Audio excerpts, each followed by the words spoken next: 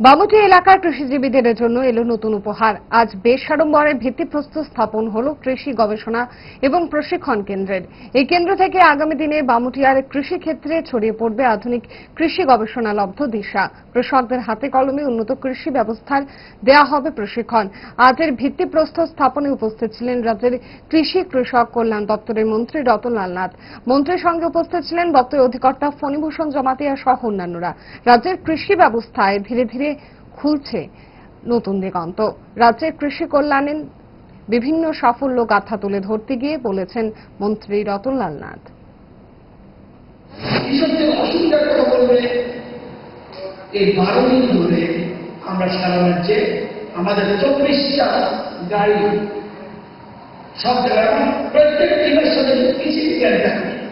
বিজ্ঞানীরা গবেষণা করতে হবে না, কৃষকদের কি চাহিদা তার উপরে গবেষণা করতে হবে। আমাদের সরকার সে বলেছে।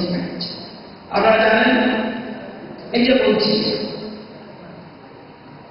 চাকরি বলুন, ব্যবসা বলুন, শিল্প বলুন, যে কৃষি কারণে হোক সবার আগে উন্নত।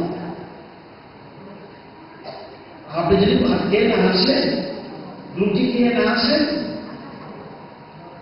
আপনি কিভাবে চাকরি করবেন? আগে অন্ন, আমার অন্ন যোগাতে হবে।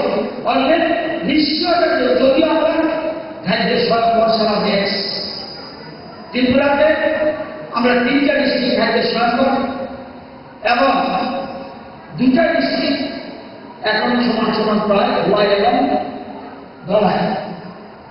দক্ষিণ ত্রিপুরা শিবাজল উন্নতি খাদ্য স্বয়ংবর, পশ্চিম ত্রিপুরা খাদ্য স্বয়ংবর না, ধলাই গর্দেশ চলছে এবং গোয়াইরা গর্দেশ চলছে।